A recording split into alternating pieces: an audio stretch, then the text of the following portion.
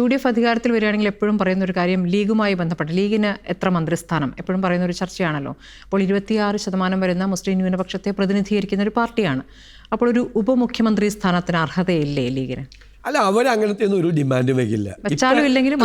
ഞാനൊരു രസകരമായിട്ടൊരു കാര്യം പറയാം.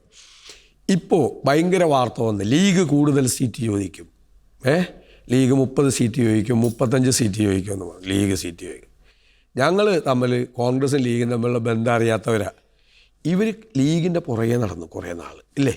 ലീഗ് ജനാധിപത്യ പാർട്ടിയാണ്, ലീഗ് മതേതര പാർട്ടിയാണെന്നൊക്കെ സ്റ്റേറ്റ്മെൻറ്റ് കൊടുത്തു. ഒരു ദിവസം പാണക്കാട് സാദിഖ് അലി ശിഹാബ് തങ്ങൾ വയനാട് വെച്ചൊരു സ്റ്റേറ്റ്മെൻറ്റ് കൊടുത്തു.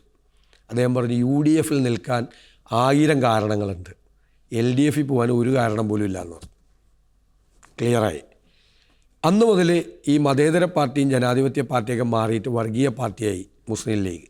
മുസ്ലിം ലീഗിനെ കോൺസെൻട്രേറ്റ് ചെയ്ത് ഇവർ അറ്റാക്ക് ചെയ്യുകയാണ്. മനസ്സിലായേ? അപ്പോൾ സീറ്റ് ചോദിച്ചപ്പോൾ സീറ്റ് ചോദിക്കും കൂടുതലെന്ന് വെച്ചു. അവർ ഒരു സീറ്റ് പോലും കൂടുതൽ ചോദിച്ചില്ല. ഒരു സീറ്റ് പോലും കൂടുതൽ ചോദിച്ചില്ല.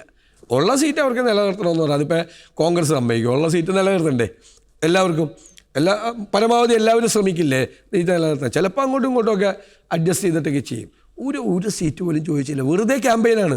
അവരൊരു ഉപമുഖ്യമന്ത്രി പദവും ചോദിച്ചിട്ടില്ല, സീറ്റും ചോദിച്ചില്ല. ലീഗ് ഒരു കാര്യത്തിലും അനാവശ്യമായൊരു സമ്മർദ്ദം ചെലുത്താറില്ല. ഇപ്പോഴത്തെ UDF എന്ന് പറഞ്ഞു കഴിഞ്ഞാൽ ഞങ്ങൾ ടീം UDF എന്നാണ് പറയുന്നത്. അത്രയും സ്പിരിറ്റാണ്.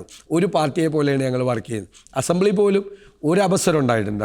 ഈ കഴിഞ്ഞ 5 കൊല്ലത്തോട്ട് UDF പണ്ടൊക്കെ മലപ്പുറം ജില്ലയിലൊക്കെ 10-30 പഞ്ചായത്ത് CPM ലീഗും അല്ലെങ്കിൽ CPM കോൺഗ്രസും അങ്ങോട്ടും ഇങ്ങോട്ടും സാമ്പാർ മുന്നണിയാണ്. കേരളത്തിൽ ഒരൊറ്റ പഞ്ചായത്തിൽ പോലും UDF ഒരു തർക്കമില്ല.